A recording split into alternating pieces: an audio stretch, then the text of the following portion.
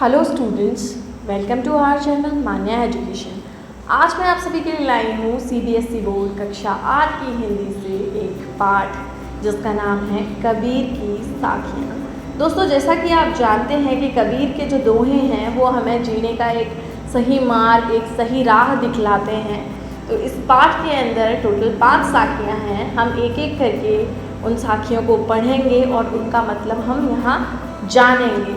आपको एग्ज़ाम में कभी कभी ये साखियाँ लिखने भी आती हैं, तो आप इनमें से कोई 2 साखी लर्न भी कर लेंगे तो आपके लिए बहुत अच्छा हो जाएगा। एग्ज़ाम टाइम में आपको ज़्यादा मेहनत करने की ज़रूरत नहीं पड़ेगी। और जब उनका अर्थ अगर आपको साखियों का लर्न हो जाएगा तो आपको साखियाँ भी इजीली याद हो जाएंगी, उसमें कोई परेशानी आपको नहीं जाएगी। तो हम पहली साखी यहाँ शुरू कर रहे हैं। जाति ना पूछो साध की, पूछ लीजिए ज्ञान, मोल करो तलवार का, पड़ा रहन दो म्यान। तो यहाँ पर कबीर ने लिखा है कि कभी भी हमें साधु की जाति नहीं पूछनी चाहिए, हमें क्या देखना चाहिए, उसका ज्ञान देखना चाहिए।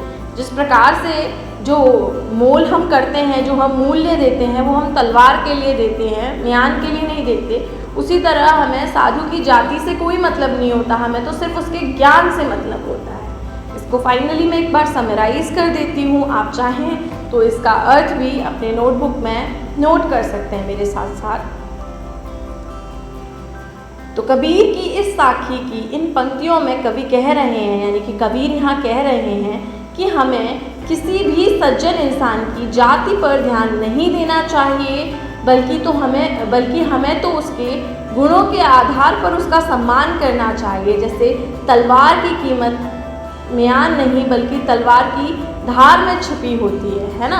तलवार की म्यान कितनी भी सुंदर हो, उससे कोई उसका मोल नहीं होता, बल्कि जो मोल होता है वो तो सिर्फ उसकी धार का होता है। तलवार में जितनी धार होगी तलवार उतनी ही महंगी होगी। उसी तरह से एक साधु जो रहता है उसमें जितना ज़्यादा ज्ञान होगा उसका सम्मान उतना ही होगा लोगों के बीच। तो ये थी पहली साखी। अगली साखी शुरू करते हैं। आवत गारी एक है, उल्टत हुई अनेक, कह कबीर नहीं उलटिए वही एक की एक। तो इसका मीनिंग पहले मैं बता देती हूँ, फिर फाइनली मैं इसे समराइज़ कर दूँगी आपको।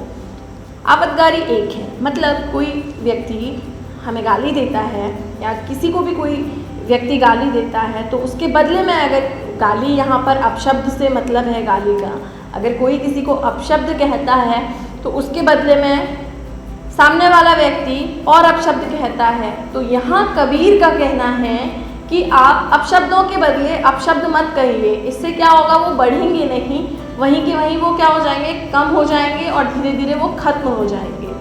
ठीक है, तो इसका एक बार फाइनली जो समराइज मैं कर रही हूँ आप इसको नोट भी कर सकते हैं।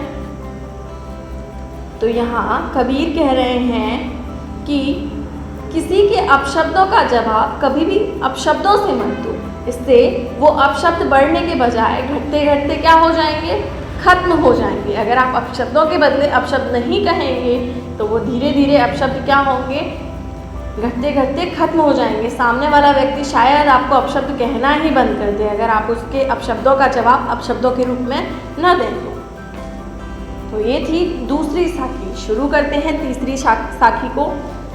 माला तो कर में फिरे, जिभी फिरे मुख माही, मनुआ तो दहु दिशी फिरे, यह तो सुमरन नाही। तो कर मतलब होता है हाथ, माला तो हाथ में हम फेरे जा रहे हैं।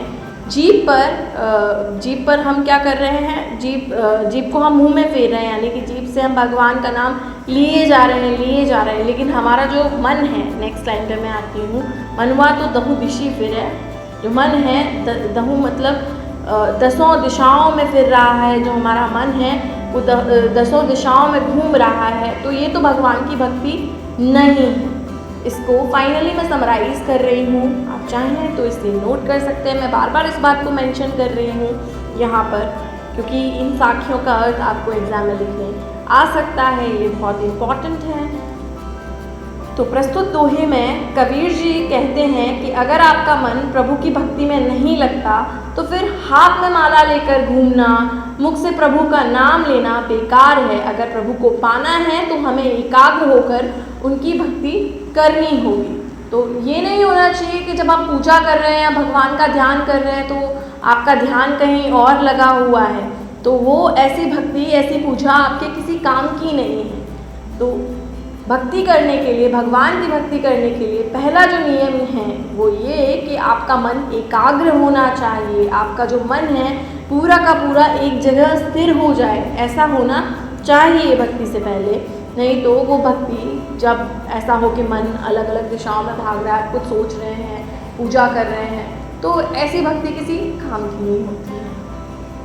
अब हम शुरू करते हैं चौथी साखी को।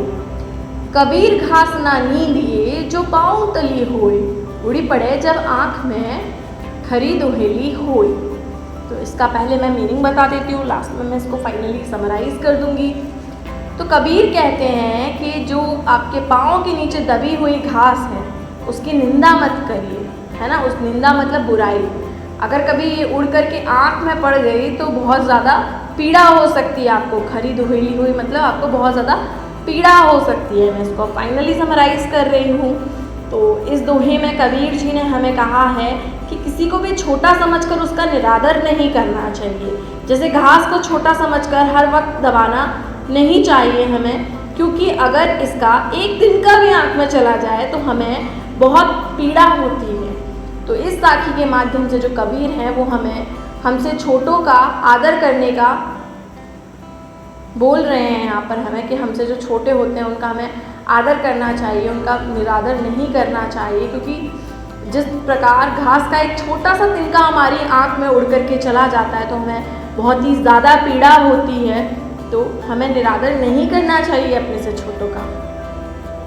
लास्ट हम शुरू करते हैं साखी कबीर की। जग में बैरी कोई नहीं जो मन शीतल हो, या आपा को डारी दे दया करे सबको। तो यहाँ पर जो कबीर हैं वो कह रहे हैं प्रस्तुत साखी के माध्यम से कि जिस मनुष्य का मन शांत होता है दुनिया में उसका कोई शत्रु नहीं हो सकता।